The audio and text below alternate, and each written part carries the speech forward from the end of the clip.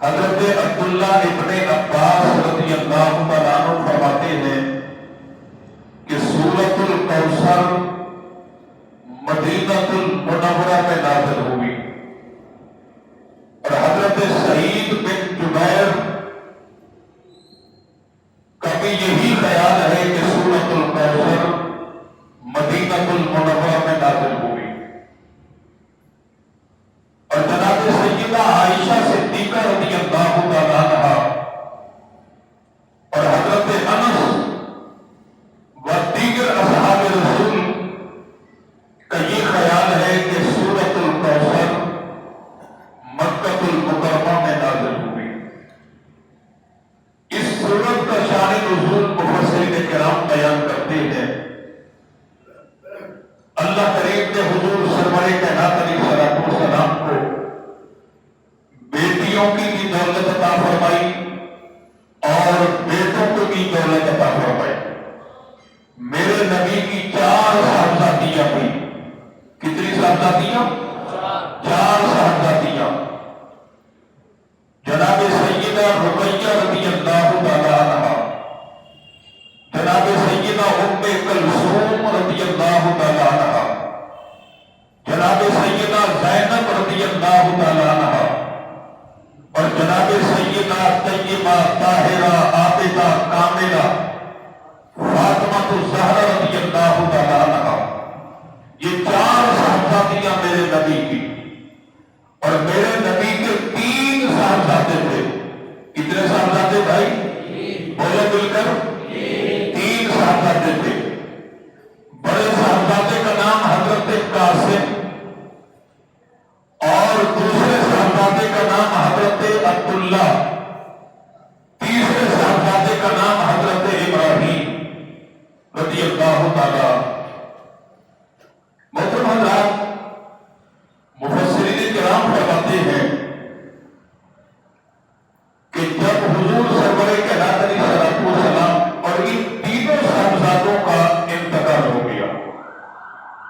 اس میں کیا حکمت تھی؟ کیونکہ نبی آخر الزمان صلی اللہ علیہ وسلم کی نبوت منقطع ہونی تھی۔ اس میں حکمت یہ ہے کیونکہ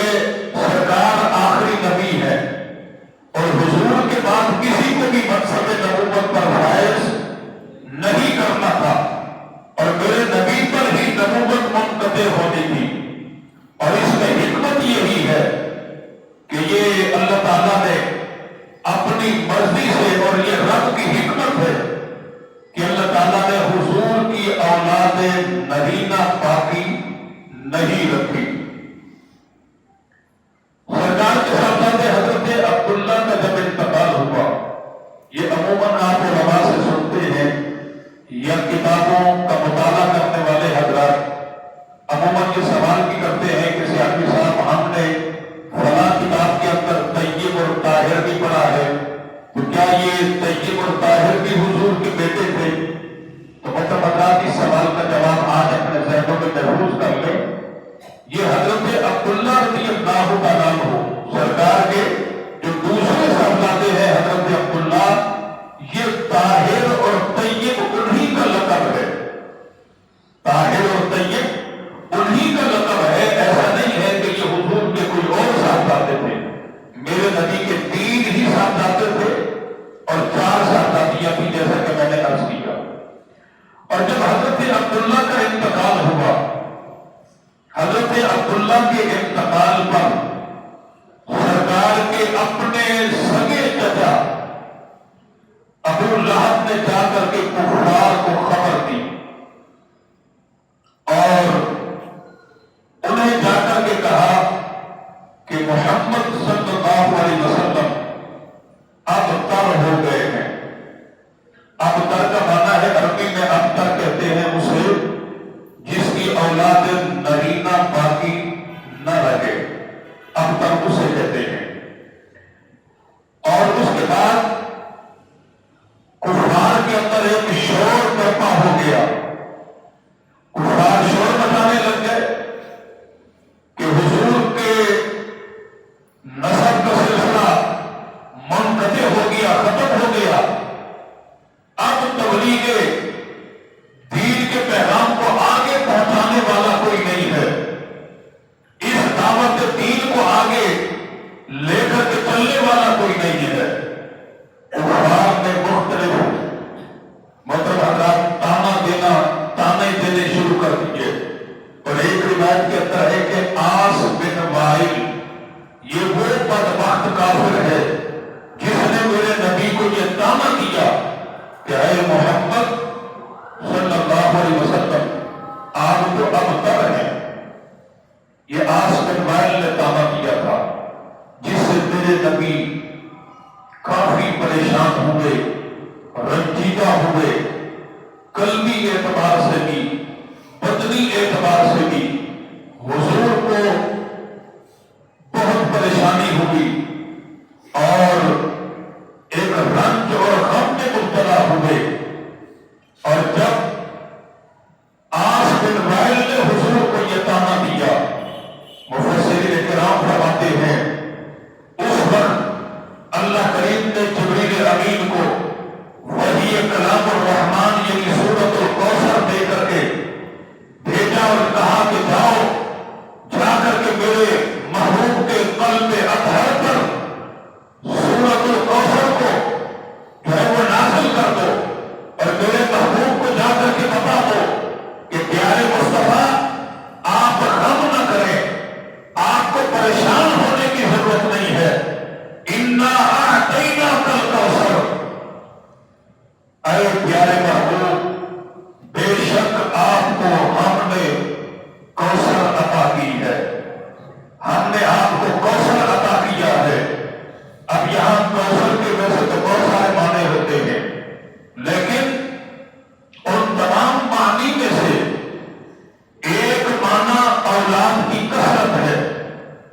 یعنی اللہ تعالیٰ نے اپنے حبیب کو یہ تسلی دی اور فرمایا کہ پیارے حبیب ان کافروں کی بات پر آپ کان نہ لگائیں، ان کافروں کی بات کو سن کر کے آپ پریشان نہ ہو، ان کافروں کی کیا مجال ہے،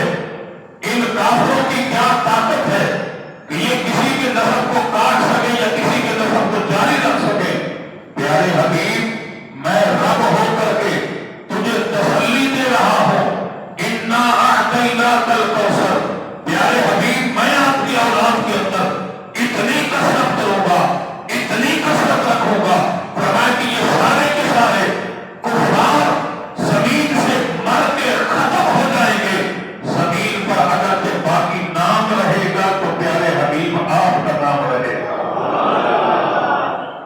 اور تیری اولاد کے اندر اتنی کثرت ڈال دوں گا کہ پوری پورے زمین پر ہر مقام پر حسنی حسینی سید نظر آئیں گے۔ آج حضرات آپ دیکھیں میدان کربلا کے اندر یزید بدبخت نے یہ سوچا کہ میں نے حسین کو شہید کر کے، میں نے حسین کے رفقا کو شہید کر کے میں نے حسینیت کو ختم کر دیا ہے، میں نے حضور کی آل کو ختم کر دیا ہے، لیکن اللہ کریم نے محترم حضرات حضرت امام زین العابدین سے سرکار کی آل کے سلسلے کو جاری فرمایا، یعنی حضور کا جو نسب ہے وہ سرکار کی بیٹی سے جاری ہوا، جناب سیدہ فاطمہ الزہرا سے جاری ہوا، اور آج دیکھ لیں ساری زمین پر آپ کو ہر مقام پر حسنی حسینی سید نظر آئیں گے، اور یہ جتنے بھی حسنی حسینی ہیں یہ میرے نبی کی نسبی اولاد ہے، یہ جتنے بھی اہل بیت ہے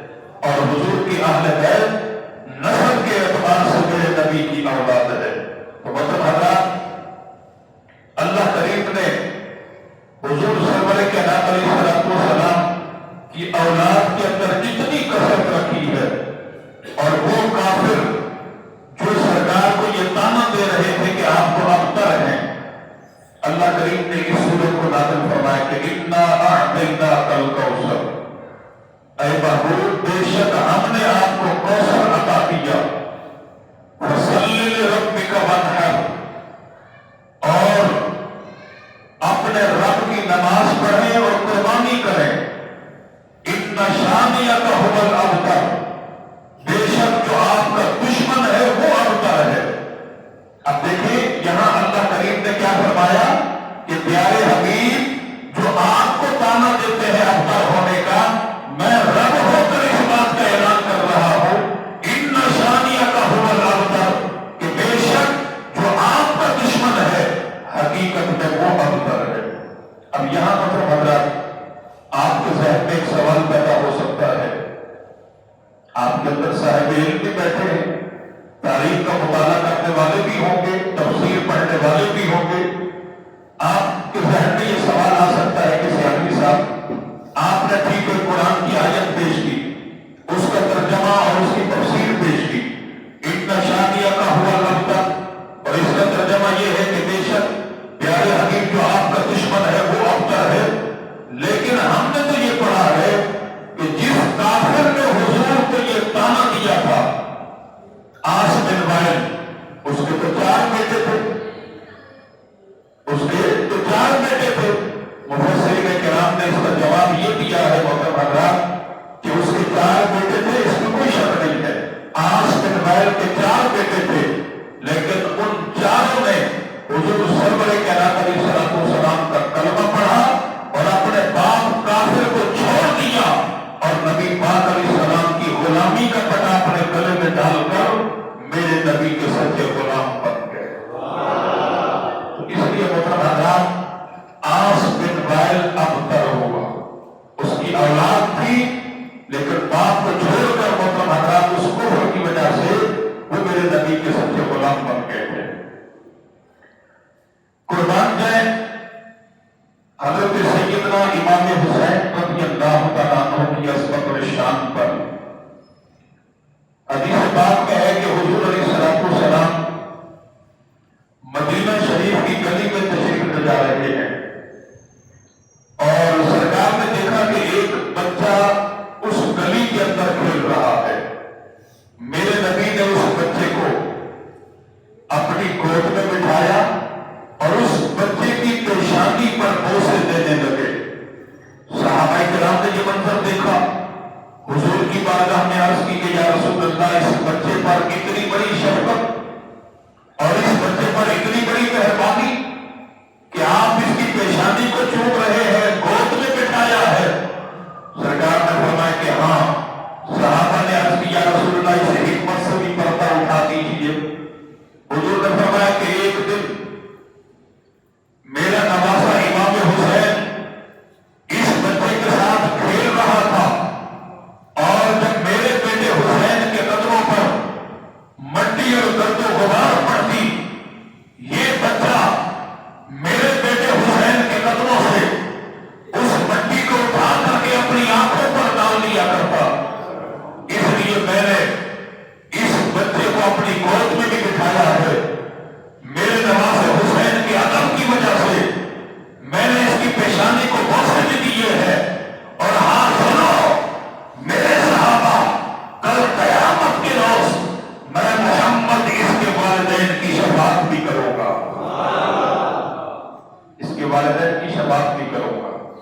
اب آپ خود نتیجہ نکال لیں کہ جو حسین سے پیار کرتے ہیں، حسین کا ادب کرتے ہیں، ان سے اللہ کے نبی کتنے خوش ہوتے ہیں، اللہ کے نبی کتنے راضی ہوتے ہیں، اور جو امام حسین سے بغض و عداوت رکھتے ہیں، ایسے بدبختوں کے ساتھ اللہ کے نبی کتنے ناراض ہوتے ہوں گے۔ بخاری شریف کی حدیث ہے، جناب صدیق اکبر رضی اللہ تعالیٰ عنہ کی بارگاہ میں سوال کیا گیا کوئی ایسا عمل بتائیے جس عمل کی وجہ سے اللہ کے نبی زیادہ خوش ہوتے ہوں۔ جناب صدیق اکبر نے کہا کہ حضور کی آل سے محبت کی جائے، حضور کے نوازوں سے اولاد سے محبت کرنے کا عمل، اسے اللہ کے نبی زیادہ خوش ہو جاتے ہیں۔ ایک اور حدیث پاک آپ کی سماعت کی نظر حضرت حذیفہ رضی اللہ تعالیٰ عنہ، یہ وہ صحابی رسول ہے اور جو حضرات اپنی والدہ کی خدمت میں عرض کرتے ہیں کہ امی جان آپ کی اجازت چاہتا ہوں، آج میں نماز مغرب حضور کے پیچھے پڑھوں گا اور حضور کی بارگاہ میں درخواست پیش کروں گا کہ یا رسول اللہ دعا کیجیے اللہ میری بھی بخشش کرے اور میری والدہ کی بھی بخشش کرے۔ چنانچہ حضرت حذیفہ صحابی رسول حضور جگہ میں حاضر ہوئے، نماز مغرب پڑھی اور نماز مغرب سے فارغ ہو کر حضور کی نبوت کا جلال اور حیبت کو دیکھ کر یہ جرأت پیدا نہیں کر رہے کہ میں کس طرح حضور سے کلام کروں۔ اسی طرح انتظار میں رہے، عشاء ہو گئی، پھر عشاء کی نماز سرکار نے پڑھی اور عشاء کے بعد پھر آپ کو کلام کرنے کا، درخواست پیش کرنے کا موقع نہ ملا، اور حضور اس کے بعد اپنے کاشانہ اقدس کی جانب تشریف لے جا رہے ہیں۔ صحابی رسول حضرت حذیفہ بھی آہستہ آہستہ حضور کے پیچھے چلنے لگے۔ جب میرے نبی نے پاؤں کی آہٹ کی آواز سنی تو سرکار نے ارشاد فرمایا، من ھذا حذیفہ، تو حذیفہ ہے؟ فقلت نعم، حذیفہ، ہاں میں حذیفہ ہوں۔ سرکار نے ارشاد فرمایا کہ حذیفہ بتا تیری حاجت کیا ہے، کس کام سے آئے ہو؟ سرکار نے یہ بھی کہا، اور میرے نبی کا علم غیب دیکھیں، ابھی صحابی رسول حضرت حذیفہ نے کام نہیں بتایا، حاجت نہیں بتائی، میرے نبی نے یہ کہا کہ کام کیا ہے، اور اس کے ساتھ ہی حضور ارشاد فرماتے ہیں، حذیفہ